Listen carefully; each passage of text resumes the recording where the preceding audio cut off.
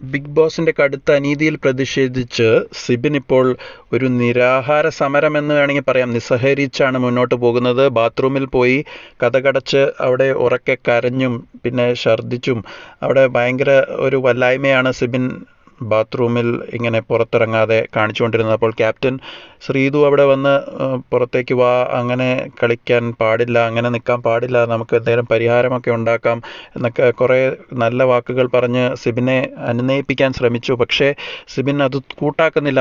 തനിക്കിനി ഇവിടെ നിന്ന് പോകണം എന്നാണ് സിബിൻ പറയുന്നത്. തനിക്കിവിടെ ഒരു വിലയുമില്ലാതായി, ബിഗ് ബോസ് തന്നെ ക്രൂശിക്കുകയാണ് എന്നുള്ളൊരു നിലപാടാണ് സിബിൻ സ്വീകരിച്ചിരിക്കുന്നത്. അപ്പോൾ ഇവിടെ സിബിൻ നിസ്സഹരിക്കുകയാണ്. കൂടാതെ അദ്ദേഹം ഈ മീറ്റിങ്ങിനൊന്നും ബിഗ് ബോസ് എല്ലാവരെയും വിളിച്ചിട്ട് സിബിൻ വരുന്നില്ല. സിബിൻ ബാത്റൂം ഏരിയയിൽ നിൽക്കുമായിരുന്നു. പിന്നെ കുറേ നേരം ശ്രീതു പറഞ്ഞിട്ട് അവസാനം സിബിൻ ഈ മീറ്റിങ്ങിൽ ലിവിങ് ഏരിയയിൽ വന്നിരുന്നെങ്കിലും മോഹം പൊത്തിയാണിരുന്നത്.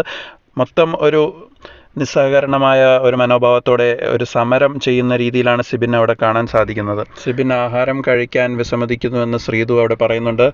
അപ്പോൾ ഇങ്ങനെ ഛർദ്ദിക്കുകയും ചെയ്തു. അത് കഴിഞ്ഞ് ഇനിയിപ്പോൾ BP ഒക്കെ കുറയാൻ സാധ്യതയുണ്ടെന്നൊക്കെ ശ്രീതു അവിടെ എല്ലാവരോടും പറയുന്നുണ്ട്. അപ്പോൾ ജിൻഡോ വന്ന് സിബിനുമായി സംസാരിക്കുന്നു. പക്ഷേ സിബിൻ കേൾക്കാൻ മനസ്സ് വയ്ക്കുന്നില്ല. ഞാൻ ഇവിടുന്ന് പുറത്തു പോകുകയാണ്, അതാണ് എനിക്ക് ഇപ്പോൾ ഏറ്റവും അത്യാവശ്യം, എനിക്കിവിടെ സൈക്കാട്രിയുടെ ഒന്നും സഹായം വേണ്ട എന്ന് പറഞ്ഞെങ്കിലും പിന്നെ ശ്രീതു പറഞ്ഞനുസരിച്ച് അവസാനം വേണമെങ്കിൽ ആരെങ്കിലുമായിട്ട് സംസാരിച്ച് നോക്കാം, പക്ഷെ തനിക്കിവിടെ നിന്ന് പുറത്തു പോകണം എന്നാണ് സിബിൻ ഇവിടെ പറയുന്നത്. അപ്പോൾ വളരെ വിദഗ്ധമായി സിബിൻ താൻ ഇവിടെ വളരെയധികം ആക്രമിക്കപ്പെടുന്നു, പ്രേക്ഷക പിന്തുണ തനിക്ക് തന്നെ തിരിച്ചു കിട്ടാൻ വേണ്ടി ബിഗ് ബോസിനിട്ട് പണി കൊടുക്കുന്ന ഒരു വലിയൊരു തന്ത്രമായിട്ട് വേണം നമുക്കിതിനെ കാണാൻ.